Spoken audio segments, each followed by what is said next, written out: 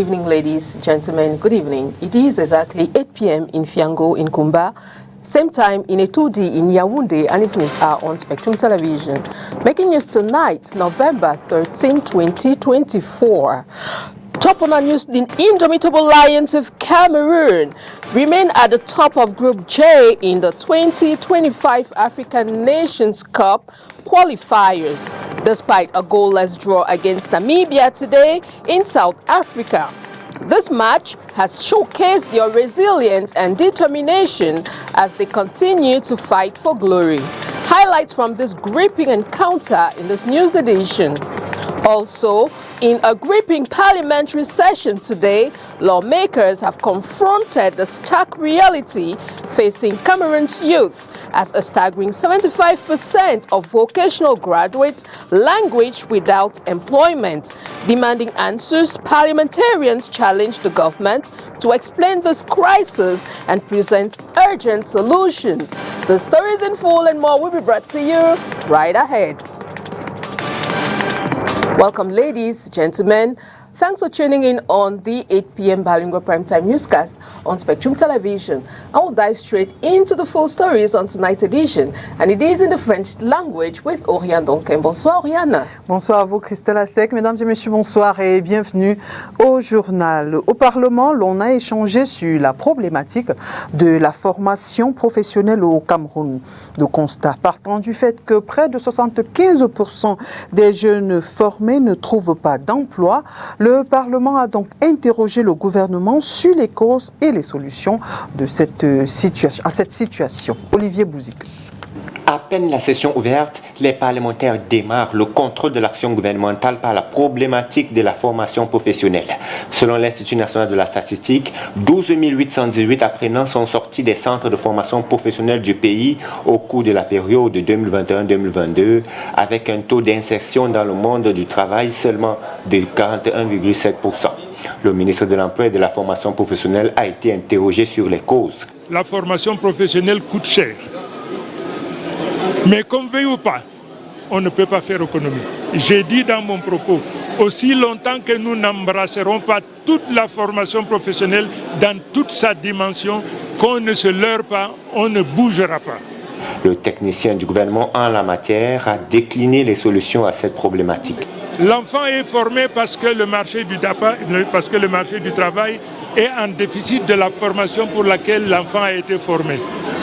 Mais si l'enfant est formé, il n'est pas recruté, alors il faudrait qu'il se forme de telle façon qu'il s'installe en auto-emploi, voire éventuellement de l'entrepreneuriat. C'est quelque chose de très important, indispensable. Le Parlement se dit prêt à accompagner les pouvoirs publics dans ce sens. Au niveau de l'Assemblée nationale et dans son organisation, il existe une commission en charge des problématiques, n'est-ce pas, de l'éducation et de la formation professionnelle.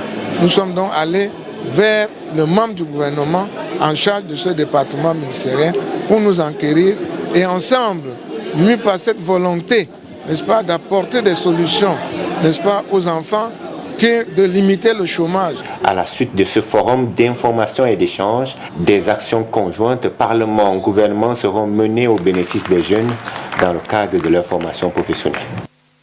Parlons économie à présent. La mobilité, le logement sont les grands axes de réflexion du Forum économique de Douala. L'ouverture officielle a eu lieu ce 13 novembre 2024, ici même dans la capitale économique. Et cette édition est placée sous le thème la logistique de transport et l'industrie de l'immobilier comme élément d'attractivité économique de la ville de Douala. Un reportage. Que l'on soit un local ou un étranger, il est difficile d'être à l'aise dans une ville si l'on a du mal à se déplacer avec en prime un accès difficile au logement. Nous avons des projets importants que nous sommes en train de vouloir faire du côté de Douala 3e. Nous avons également acquis quelques espaces fonciers, 28 hectares du côté de Aquanor, que nous allons mettre à disposition de promoteurs immobiliers qui veulent construire. Voilà ce que la mairie peut faire. Acquérir des espaces et travailler en partenariat avec les promoteurs immobiliers pour qu'eux puissent offrir des solutions de logement et des solutions de bureaux. Le grand projet de BRT qui est non seulement le bus rapide transit, mais qui va venir avec l'aménagement de presque 80 km de route à Douala. Donc c'est quand même quelque chose d'important. La ville, tout le visage de la ville devrait s'en trouver transformé. Ce n'est pas un secret, Douala a mal à ses routes et pas qu'urbaines. Nos chaussées sont détruites parce que nos camions aussi sont en partie responsables. Parce que nous transportons des tonnages qui ne sont pas autorisés par la loi. S'il est important de le rappeler, vous savez qu'un camion semi-remorque est censé transporter 27 tonnes, mais il arrive que certains des transporteurs indélicats transportent 40, 60, 70 tonnes. Donc il faudrait que nous nous démarquions à ce niveau pour contribuer positivement dans la réduction ou l'éradication complète de ce fléau qui mine la société. Et il va sans dire que si la ville de Douala est impactée négativement par la destruction du patrimoine routier, il faut aussi dire que les corridors conventionnels également sont impactés parce que beaucoup de camions partent en transit, notamment sur le corridor Douala-N'Djamena et Douala-Bangui, pour ne citer que cela. Douala, poumon économique du Cameroun, est confronté à plusieurs défis infrastructurels. Afin de contribuer aux réflexions pour l'amélioration du cadre de vie des populations, du 11 au 15 novembre 2024, au Palais de la Culture Sawa, se tient le Forum économique de Douala. On voulait faire de l'import-substitution un marqueur pour cette édition et on l'a fait. La deuxième innovation, c'est que nous sommes partis de la salle des fêtes d'Aqua au Palais de la Culture Sawa. C'est le premier événement de masse qu'on a ici depuis son inauguration en décembre 2023. Ça aussi, c'est une innovation. La troisième, c'est qu'on a associé l'université de manière publique, de manière ouverte au débat. Vous avez écouté les communications qui ont été faites ici. Je crois que c'est de bon augure. On va essayer d'agréger encore quelques réflexions pour penser mieux pour l'année prochaine. C'était important pour nous. L'ouverture officielle de cette édition, placée sous le thème « La logistique de transport et l'industrie de l'immobilier comme élément d'attractivité économique de la ville de Douala » a eu lieu ce 13 novembre 2024. Et je vous propose à présent d'écouter Olivier Kinyemoli, le promoteur du Forum économique de Douala, revient sur les grands axes de cette rencontre. C'est des questions auxquelles on est confronté chaque jour. Quand on est citoyen ordinaire de la ville, quand on est opérateur économique, quand on est étudiant, quand on est commerçant, vraiment quand on est homme et femme qui vit à Douala, c'est le transport. Comment est-ce qu'on l'articule? Comment est-ce qu'on part d'un lieu à un autre? Et vous savez que le transport est le moteur premier de toute activité économique. S'il n'y a pas une infrastructure de transport fiable, l'activité économique est un peu au ralenti. Donc on est content que la communauté économique, la communauté urbaine de Douala ait porté cette thématique et a dit un peu ce qui doit être fait pour améliorer. Vous avez écouté les projets que le maire a dit tout à l'heure. Ce ne sera pas facile, mais au moins on y pense et il y a des projets qui vont dans ce sens. Il y a également le logement. Comment est-ce qu'on loge à Douala, une ville des affaires? Il n'y a pas que les habitants de Douala, il y a les étrangers qui viennent, les hommes d'affaires qui viennent. Quelle est la structuration de l'habitat à Douala? C'est des questions auxquelles il faut également penser. Mais il faut saluer la communauté urbaine qui s'est laissée ouverte, qui s'est laissée encaisser, il fallait dire les récriminations des populations et qui a apporté des solutions. C'est dire que le débat public sur la vie dans la ville de Douala est une réalité et nous en donnons la satisfaction. C'est aussi ça que le Forum économique de Douala peut apporter comme contribution. Impact, c'est que les efforts qui doivent être faits soient faits pour que les populations ressentent un changement. Et ça, on a bien l'impression, il fallait être quand même convaincu de ce que la ville en a bien conscience et va faire les efforts qu'il faut dans une synergie d'action entre elle qui articule les politiques publiques et les autres acteurs de l'économie qui gravitent autour de la ville, autour de, la plus grande attraction économique de la ville, c'est-à-dire le port de Douala. Et donc un gros dialogue doit se mettre en place pour que entre la communauté urbaine, les opérateurs économiques, les industriels, on pense des choses positives pour améliorer la ville. And in the local markets, traders and households are urging the government to address the relentless rise in basic food prices, which is inflicting severe hardship on families. Details in the following report. Food product prices have risen steadily but drastically in the markets. And here at the Douala Central Market, traders have expressed varied reasons for this price. Nous ne savons pas pourquoi on a augmenté le prix du poisson et le poisson est en rupture. We don't understand why there's an increase in the price of fish. We are facing shortage now and we are doing our best to make sure we recover our money. À chaque poisson auquel nous pouvons vendre. Le poisson, tout a disparu sur le marché. There's no fish in the market. The fish we sell now is not the best. For over 3 months, we have been experiencing shortage, and when we get them, the price is so expensive. The fish we bought for 18,000 is now sold at 26,000 francs. Le même poisson aujourd'hui vous achète à 26 000. Buy oil 1,150, but now oil is 1.8. Even the white pepper, everything is too costly now in the market. There is nothing that is cheap in the market, so we don't know what to do. So let government do something.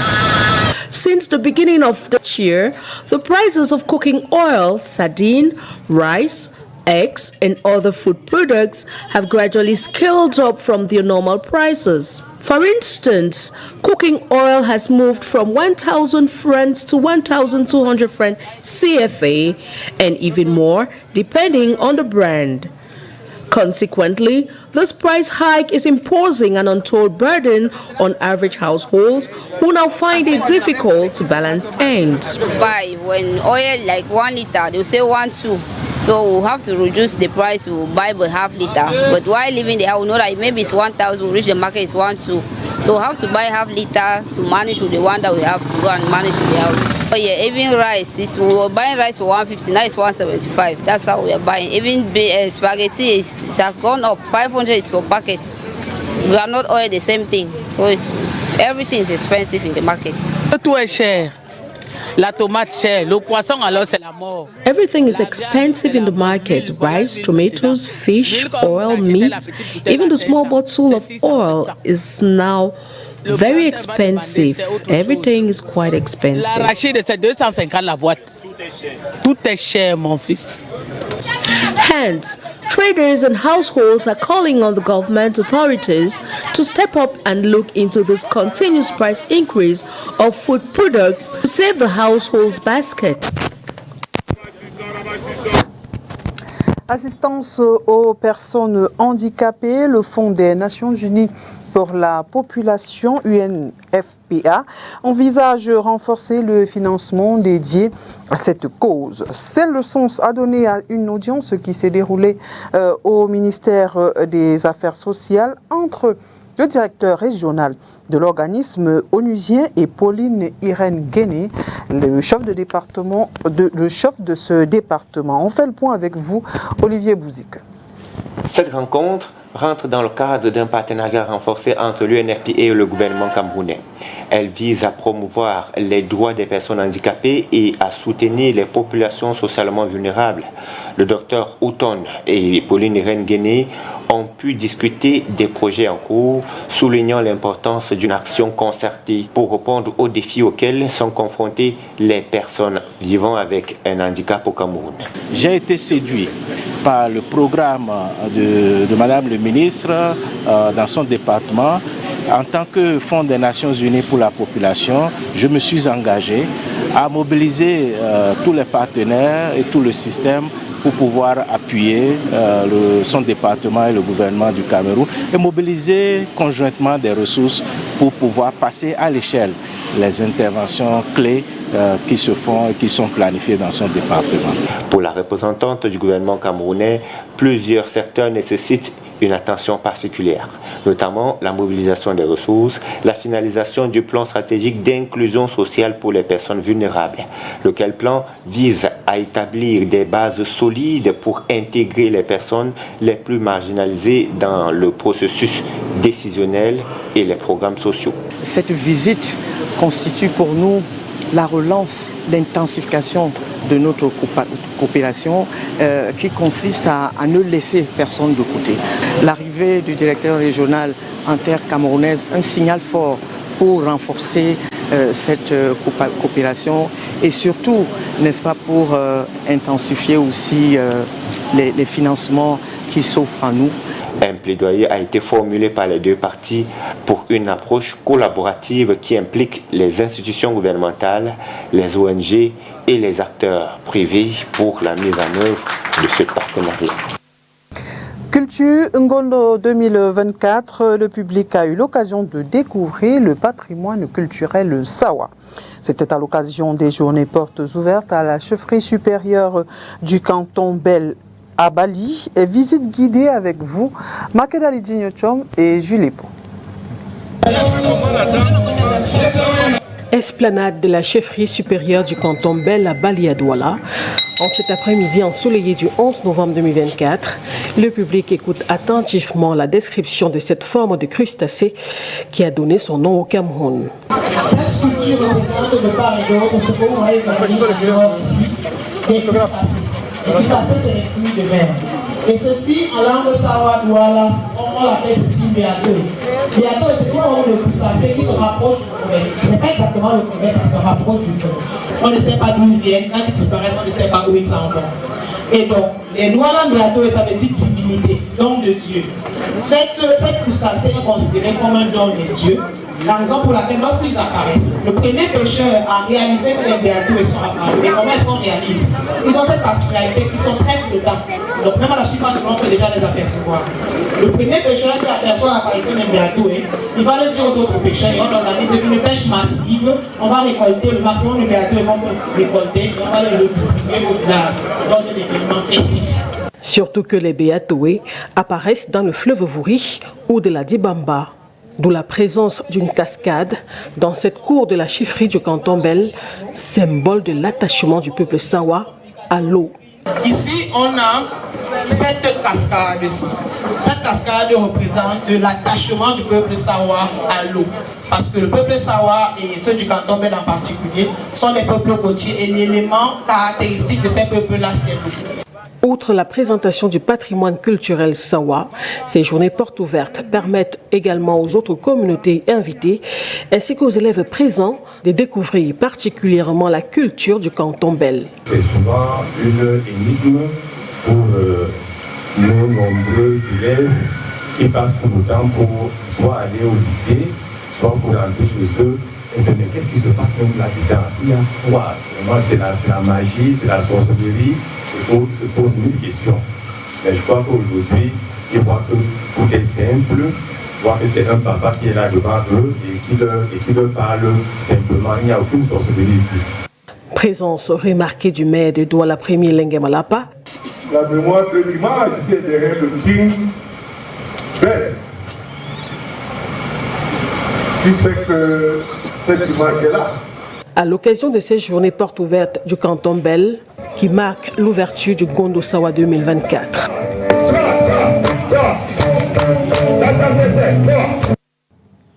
Et qu'est-ce qui justifie l'organisation de ces journées portes ouvertes? Voici les explications de Sa Majesté Jean-Yves Mboubou Douala Mangabel, chef supérieur du canton Bel, et s'exprime au micro de Julie. J'avais constaté que nous avons un problème d'amnésie en règle générale. Et donc j'avais à cœur, à un moment déterminé, après un certain travail à l'intérieur de la communauté, de faire en sorte qu'il y ait une espèce d'ouverture importante. Et il s'agit simplement de comprendre que nous sommes dans la tradition, c'est-à-dire que la tradition, contrairement à ce qui nous fait passer comme des sages, on nous fait croire qu'il y a d'un côté le modernisme et de l'autre côté la tradition. En réalité, c'est un mythe.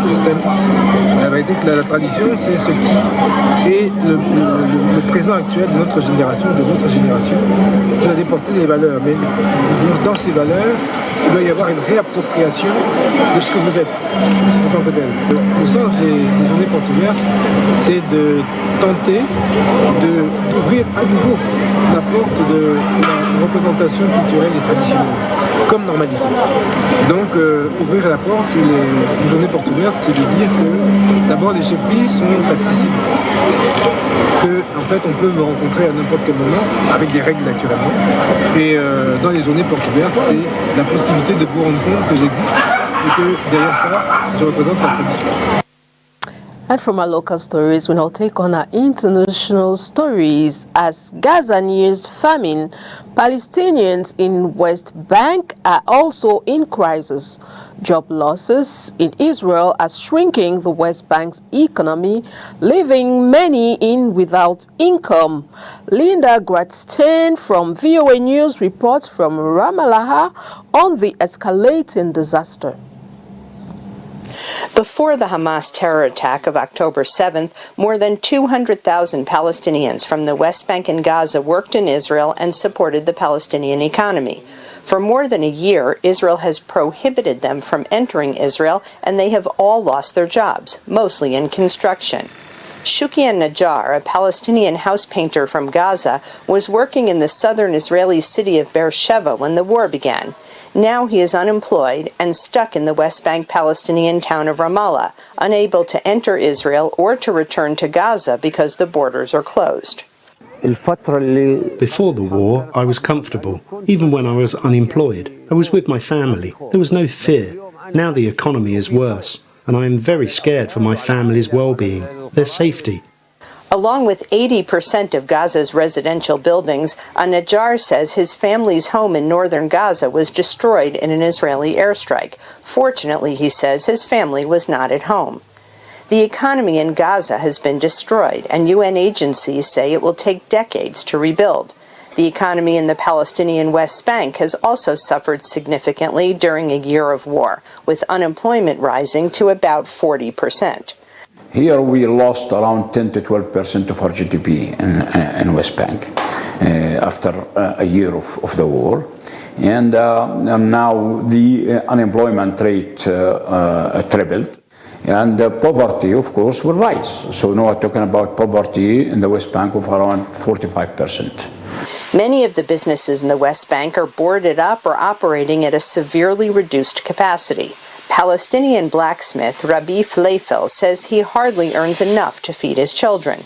His business, making iron grills and window decorations, is down by 90% because he says people are conserving their money for bare necessities.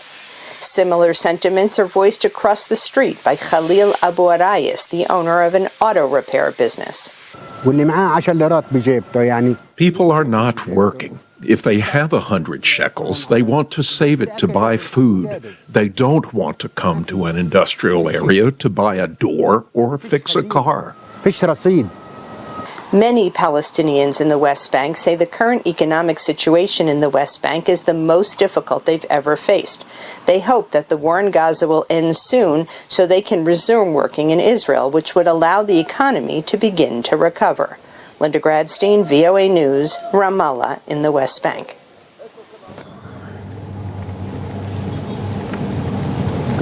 And in sports football, the Indomitable Lions of Cameroon remain at the top of Group J in the 2025 African Nations Cup qualifiers, despite a goalless draw against Namibia today in South Africa. Highlight of this gripping encounter with you, Oni Ladounet. Allez, c'est terminé. Il n'y aura pas de but. 0 pour le Cameroun, 0 pour la Namibie au terme des 90 minutes de cette 5e journée. The brave warriors of Namibia have held the Indomitable Lions of Cameroon to a frustrating goalless draw at the Orlando Stadium in Johannesburg, South Africa, during match day 5 of the 2025 Africa Cup of Nations qualifiers. Mark Brice's squad saw notable changes, with Frank Magri earning his first start alongside key players like Vincent Abubakar, Basogok and Gamalu, who provided width and support from the flanks, while Ivan Neyu and Martin Hongla anchored the midfield. Namibia controlled the first half, creating several chances to break the deadlock, but facing a well-organized Cameroonian defense. The first half ended in a barren draw. Well, Eduard Mahova came in very well. As the second half unfolded, Prince Tijueza came agonizingly close to scoring shortly after the 50th minute. He connected with a cross in the box, his header striking the upright, before he followed up with another attempt that hit the crossbar. Toujours de l'équipe sud-africaine avec Petrus qui cherche un appui. Et là, on trouve finalement, ce sera un centre, cette balle, Lévin, la tête, elle est namibienne, c'est sur le poteau, à deux reprises. It was a beautiful crossing. Look at that. They got, it was Prince Chidueza who took it. And then Shalulile came again. A beautiful setting there for Ivan Kamberipa.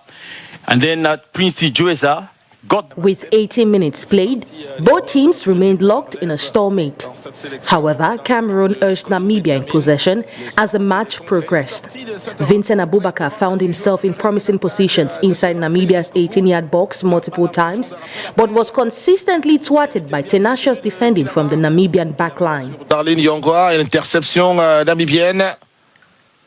Allez, le Cameroun. Là, ça passe. Yongwa le centre et la tête défensive de la Namibie. Pas de solution une fois encore pour le Cameroun. Peut-être une autre. The referee blew the final whistle, resulting in both sides sharing the spoils. Despite dominating possession, Cameroon managed only 10 shots with 2 on target. They will face Zimbabwe next on Tuesday at the Amadou Ahidjo Stadium in Yaoundé. And that's the rich package we put together for you on tonight's edition on Spectrum Television. Thanks for watching, ladies and gentlemen.